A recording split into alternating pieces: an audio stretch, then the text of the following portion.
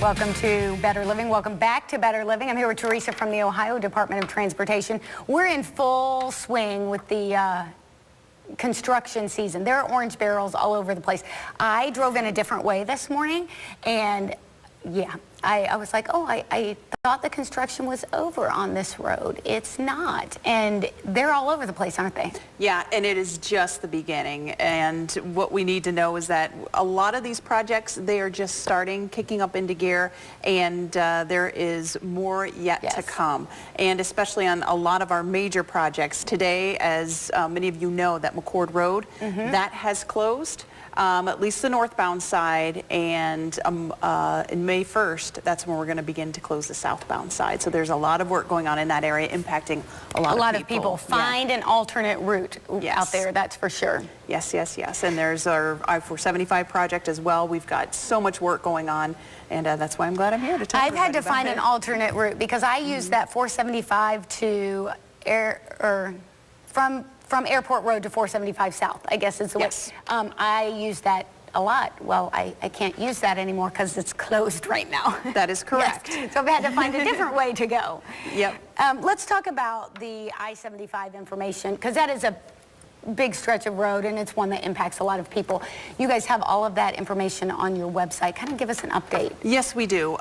Within the next few weeks, through May, April, even on into June, we've got a lot of major work coming up on I-75 between 280 through downtown Toledo, and that is about a 7-mile stretch of all construction.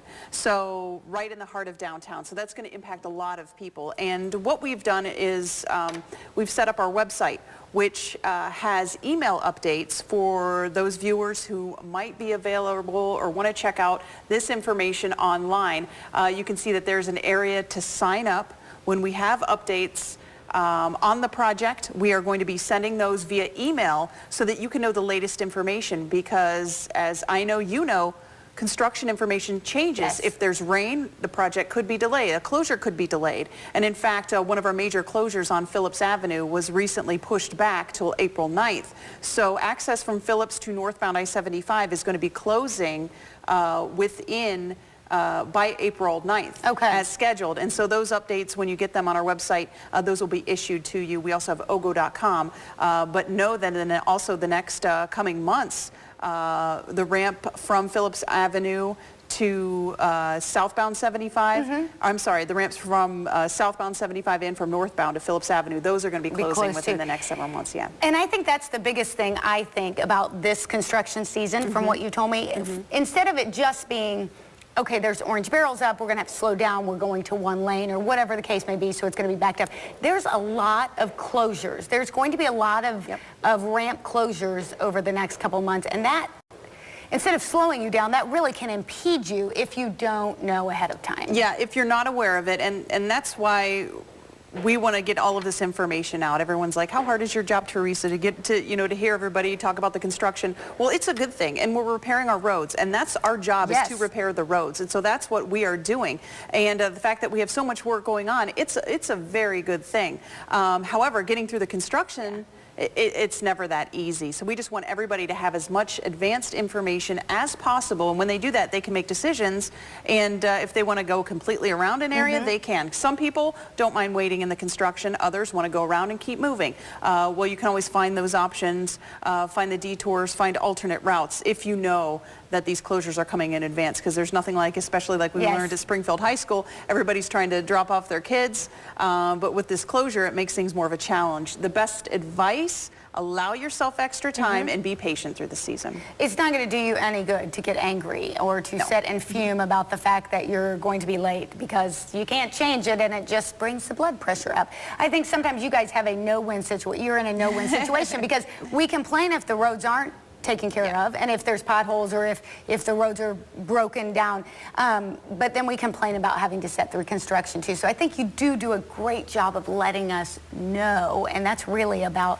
all that you can do. You've talked about this before, but let's remind people, how do we stay safe and keep those construction workers safe?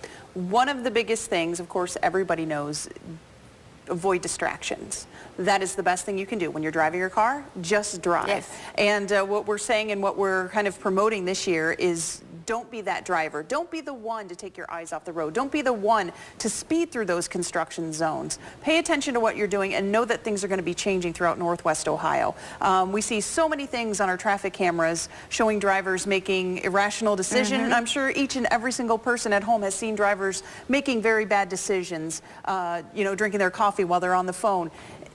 Just don't be that driver. Make sure that you drive and focus, because it's not only your life that's valuable, it's it's all the other drivers around you. And you could be the one causing that 2-hour delay. You could be the one causing people to be late. You could be the one to do even worse things, which unfortunately, you know, traffic accidents, fatalities, you just have to pay attention. So that's what we want to remind everybody.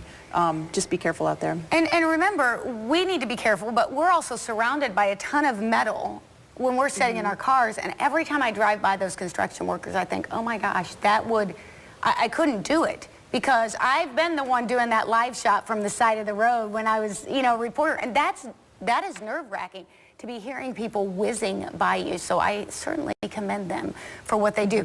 And it is important. Distracted driving is not just being on the telephone. That is correct. It could be changing the radio station. It could be adjusting the dials. Could be a numerous thing. Putting on lipstick. Yes. Like I said, drinking coffee. You could yelling be at your kids. Yelling at your kids, reaching back, getting a cup, trying to get that extra French fry off of the floor. Just don't do it. Just focus on what you have to do, and that's a drive, because that's the easiest way to remember, hey, I got to stay focused, and because it just takes a split second to change someone's life. Absolutely true. Don't be that driver. Not only because the Ohio Department of Transportation says so, but because it's the right thing to do. Pay attention in those construction zones. We'll be right back.